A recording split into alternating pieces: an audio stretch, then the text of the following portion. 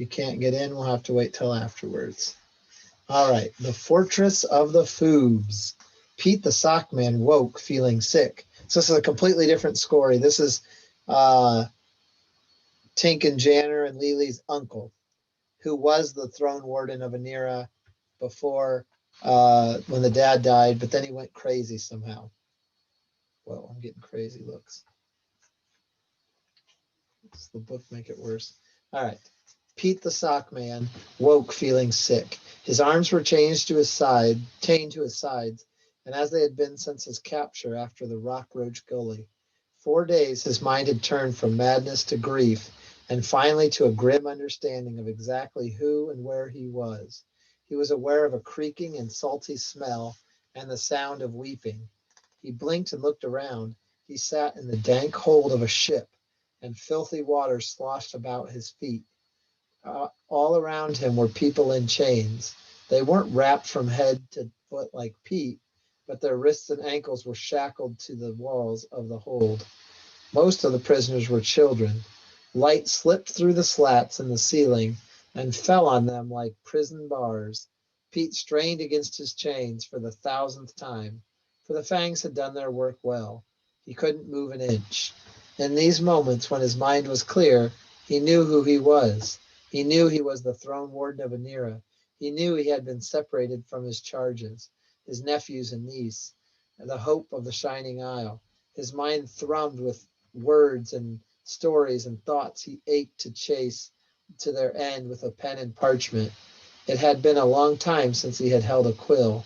The talons where his hands used to be were good for nothing but battle. He looked along among the children for Janner, Tink, and Lily, and was relieved not to find them. But what he saw made him angry. So many children torn from their families, forced into the black carriage, then chained and thrown into the belly of a fang ship. His heart sank. He knew this wasn't even the worst of it. The ship would be rocked by storms in the weeks it took to cross the dark sea of darkness. The children who survived the journey would be dragged out of the ship's hold and into the harsh desert light of the woes of Shreve. For days they would travel in the deadly heat of the woes to the foot of the Kilridge Mountains. And even that, Pete thought sadly, would not be the worst of it. The worst would come after they had been hauled to the icy steeps of the Throg, Nag's fortress. There, Nag the Nameless would send them deep into the dungeons, where he would do his evil work on them. Pete's mind grew cloudy, and that familiar madness slowed his thoughts. He knew the deeps of Throg. He had been there and could not go back. It was too terrible a thought, but the ship was taking him there, and he could not stop it. The chains held fast, and the wind blew steady. There was nothing he could do. At that thought, Pete's breath began to come in short gasps. He heard himself sob, and then many of the children looked at him with big empty eyes. The madness crept in further, and this time he knew it wouldn't abate. He would lose himself, and a part of him was glad. He didn't want to remember who he was. He didn't want to remember that he had failed his family again, or that he was bound for the blackest place in the world for a second time. Then the bow of the ship thudded into something. He heard shouts from above, and then many footsteps on deck. For a long time the prisoner stared at the ceiling. Pete knew he hadn't arrived at Dang. They had left Fort Lamondron just a day ago, and he didn't know why they would be stopping already, exactly, except perhaps to gather supplies. But wouldn't they have done that at Lamondron? Then the door to the ceiling swung open, and a wolf led into the hold. Pete shrieked, not out of fear for himself, but for the children in chains. He had encountered many wolves over the years and knew what they could do. And every instinct demanded he protect the children from this beast. He prepared himself for the screams, and screams he heard, but not screams of pain. Pete forced his eyes open and saw a terrible thing. The wolf stood on 2 legs. The wolf wore armor and held a ring of keys in one claw. The wolf stared at him with red, evil eyes and smiled a vicious smile. It waded through the water to Pete and put its snout to his face. It sniffed him, growled, and narrowed its eyes. Then it spoke. You're the one they're all afraid of, so then. Its voice was deep, its manner measured and calm, not like the fangs who crackled and cackled and carried on like unruly children. Pete looked into its eyes and saw something that worried him: intelligence. You won't be so fearsome after we're finished with you, bird man. Welcome to the Foob Islands. The wolf turned away and set to work, loosing the children and herding them up the ladder to the deck. The Foob Islands, Pete thought. Then he remembered. It's the Foob Islands for you, Carrick had said in Fort Lamondron. The Foobs were in the north, between Fingap Falls and the ice prairies, a scattering of small islands, some of which boasted port cities crawling with pirates and sailors and traders. Or so he had heard. He had never been there, but he had seen the islands from the cliffs. They were brown, stony bumps on the back of the sea, like a flock of giant turtles resting off the coast. Pete couldn't understand why they were here and not on their way to Dang, but he understood all too well where the walking wolf had come from, and it filled him with dread. The wolf dragged Pete out of the hold and with one hand threw him overboard. He sank fast into the frigid water. He didn't think they'd let him drown, but even so he was thrashing with panic when the wolf finally drew him out by the chain like a fisherman hauling in its catch. Pete lay shivering on a rock, staring at a cold blue sky. Above and to his left, sad-eyed children in shackles walked the gangplank from ship to pier under the watchful eye of the walking wolf. The creature stood with one foot propped on a crate and staring at Pete as he waved the children on. When the last child crossed over, the wolf lifted Pete to the pier and stood him where he could look out at the dark sea. Nag no longer needs to send them to Dang, you see. He has moved his operation here and made many improvements. The wolf took a deep breath and smiled. Ah, the cold air. Did you feel it? It's good for a gray fang. It's good for a gray fang. The wolf spun Pete around. High above towered the cliffs at the edge of Scree. Now at the verge of the cliffs he saw, instead of trees, the shine of snow and ice. At the foot of the cliffs a narrow road led to a ferry crossing. The ferry itself was moving across the channel to the island. Pete couldn't make out what was on the ferry, but he saw movement and perhaps a few horses. At the end at the end of the pier where he stood began a path that led to the fortress, carved into the brown stone of the island. The walls were thick and covered with lichen, worn from 1,000 years of weather and battle. Along the top of every wall and every turret and along every road were more of the walking wolves, gray fangs, thousands of them.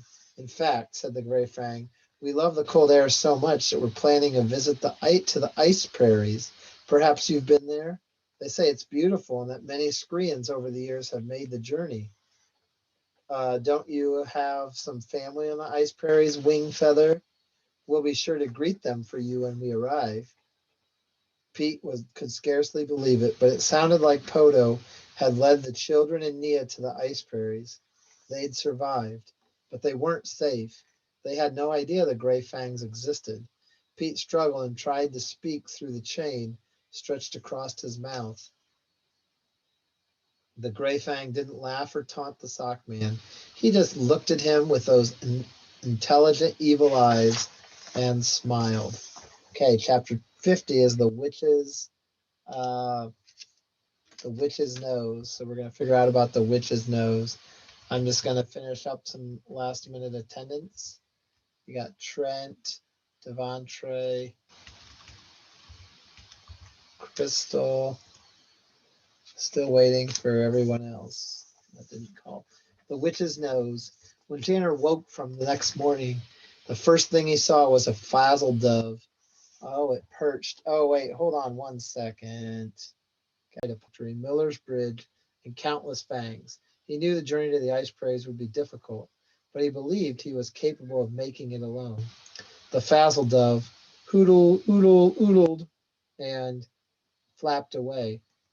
Janner stretched and sat up. The air was chilly enough so he could see his breath lifting through the yellow leaves of the glipwood tree. Then a fine smell drifted into his nose. He looked down through the branches and saw Marala, excuse me, poking at a small fire near the trunk of the tree. Hey, he said. Hey, she answered. He climbed down. She sat on her haunches, picking her teeth with a small bone. All around the fire lay gray and white fazzle dove feathers.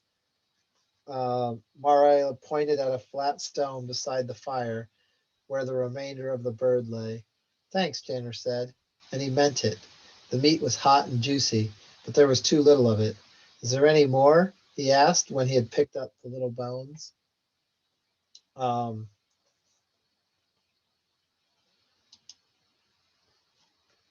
Easy enough, especially now that the fangs are scarce. It's after the barrier that's the hard part. Where do you aim to go, anyway? Janner hesitated. He wasn't sure he wanted to tell the daughter of Claxton Weaver about his plans, even if she had tried to save Tink. But what difference would it make? He didn't think she would be going back to her Strander camp anytime soon, not after the way Claxton growled and cursed at her during the pursuit. I can't say, he told her. She raised an eyebrow. You can't say? Well, I don't know if I can trust you. She snorted again. Don't tell me then. I reckon this is where we part ways. She kicked dirt over the fire and strode into the woods before Janner had time to stop her. Go on then, he said under his breath when she disappeared in the forest. I don't need you. Janner made sure the fire was out, then shouldered the two packs, took a look around and realized he didn't know which way was north. The sky was overcast. It's a really good skill to know which way's north. The sky was overcast, and as hard as he tried, he could see no clear shadow. He tried to remember which way they had come, but every direction looked the same. Something moved in the woods not far away. Marala? Danner said timidly. He heard the noise again and snap of twigs. Is that you? He said. A quill diggle hissed and burst from behind a nearby tree. It skittered toward him and turned to sling its quills. Janner fumbled for his sword, but the second pack over his shoulder bumped the hilt of the right out of reach. The quills vibrated and the diggle made it a clicking sound with its mouth, a sign it was about to strike. Janner forgot his sword and ducked behind the tree just as the quills flew. And those are deadly animals. Hundreds of them stuck in the tree trunk, and four of them sank into his calf. Ow. Ow! The diggle clattered on the other side of the trunk, then dashed around the tree and turned to strike again. Janner ran back to his pack, drew his sword, and spun around, but the diggle was already dead. Marala leaned against the tree, still picking her teeth with her bird bone, holding the dead diggle by the leg, her dagger protruding from its throat. I would have killed it, Janner sputtered. Sure you would have. Just caught me by surprise is all. Sure it did, she pointed at his leg. Better get those out quick or you'll be sick as a dead dog. Oh, suddenly nauseous, Janner staggered backward, tripped, and landed on his rump. Marala removed the quills, which hurt much worse than Janner thought it would, and put a poultice of spit and ash on the wounds. She pulled him to his feet. So where are you headed then? The ice prairies, his cheeks burned. All right. And they were off. They traveled north for an hour. Twice Marala calmly told Janner to get into the nearest tree just as a toothy cow charged past. Janner never heard them coming, and he thought every time how glad he was that Marala was with him. He would never have made it this far alone. When they had reached the stream and dropped to all fours and drank deep from the clear water, after they filled their water skins, Marala cleaned and inspected Janner's diggle wounds. You'll be fine, she said. Now listen, the barrier is just over the next rise. Don't know the last time I seen a fang patrol this far east, but keep watch anyhow. There ain't no breach, but there's enough trees that we can climb right over. Once we're past the wall, the going ought to be easy enough, unless we get to the mountains. Until we get to the mountains, that is. Do you have a map or something? Janner showed her the instructions on the letter, and she nodded. Just over the next rise, he got his first glimpse of the barrier. He wasn't sure what he'd expected, but he was far from impressed. It was only 12. He was only 12, and he felt he could have done a better job than the Fangs had done. The logs that made up the barrier were roughly hewn, and some were still had branches and sticks sticking out at odd angles. They were in uneven lengths and different sizes and kinds of trees. It looked as if the Fangs had built the wall in a day with blindfolds on. And yet it was a wall. It stood between them and the foothills of the Stony Mountains, and indeed much made it much more difficult to travel that way. So it accomplished exactly what the Fangs intended. If the wall hadn't been so rickety and tall, it might have been easy to climb up only one side and down the other. But as Marala had said, the barrier wound through Glipwood Forest, so they took to the trees. They climbed an oak and scooted along a fat branch that hung over the wall, and then down another tree. As simple as that, they were on the other side. So they finally made it. Oh, you can't even see my book. That's weird. Good afternoon, Trent. Thanks for attendance. Let me choose virtual background. Da, da, da, da. There we go. All right, this is a snick buzzard. They're about to run into some of these, right? Remember by the ice prairies? That's a snick buzzard. He's kind of scary. All right, so he's leathery back and a belly button that's disturbing. There wasn't a fang in sight. Jenner and Marley sat with their backs against the barrier and rested. Have you been to this side before? He asked. Nope. This is new territory for me. You don't have to come with me, you know. Mariella nodded. I know I don't, but what else am I going to do? You can't go back. I could, but you don't want to? Nope. They sat in silence. Sorry about Kalmar, Marala said. Janner said nothing. He'd been trying to not to think. He'd been trying not to think of, what does it say? Janner said, sorry about Kalmar. He'd been trying not to think about his brother. He was angry at himself for failing him. He had failed everyone. If he and Marala made it safely to the ice prairies, how would he face his mother, Poto, Lily? How would he explain to them that he lost Tink to the carriage? Then his anger turned toward Tink. Tink, who had ran straight past the Strander burrow and to the scoundrels of the East Bend, straight to Claxton Weaver. Let's go, Janner growled, and he stormed away from Marala. They walked in silence all morning and into the afternoon. The hills steepened and trees grew sparser.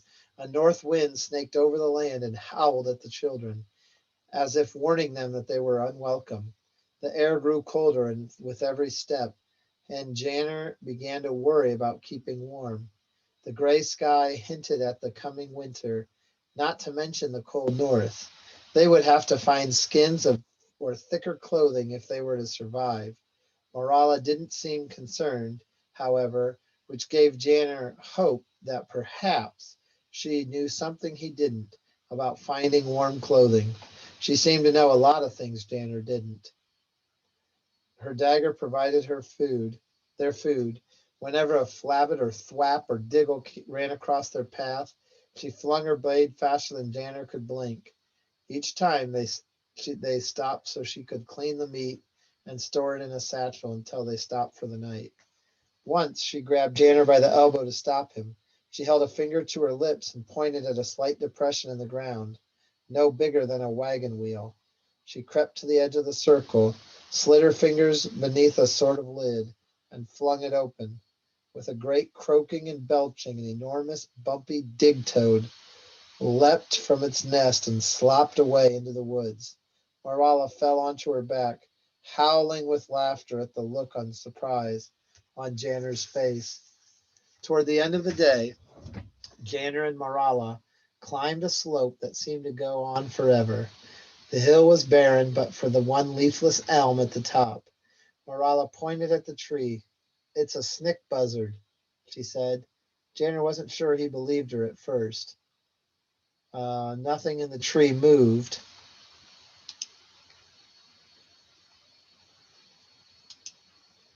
I don't know. Well, listen to the story then. Um, if you're bored, get involved in a good story. Marala spun around and flung her dagger. It's dangerous, Janner said. Yeah, she said, but there's only just one, and she charged it. Janner watched helplessly as the stick buzzard swooped down at the girl. She screamed as she ran. When the bird dove, she dropped into a roll, and the stick buzzard's talons just missed her. Marilla spun around and flung her dagger. The bird squawked, tumbled to the earth, and lay still.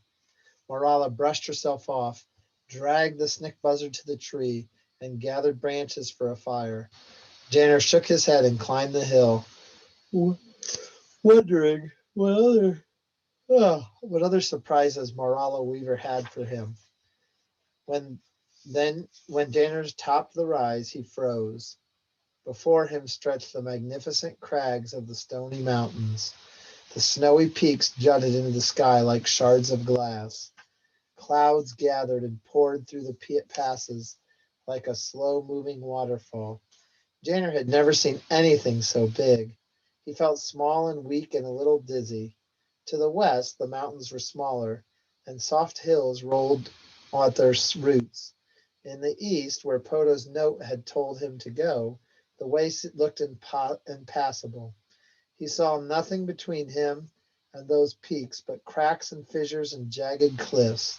At the center of the eastern range rose the Witch's Nose, Mog Balcrick. That's where he's supposed to go. Remember from Poto's letter, the Witch's Nose.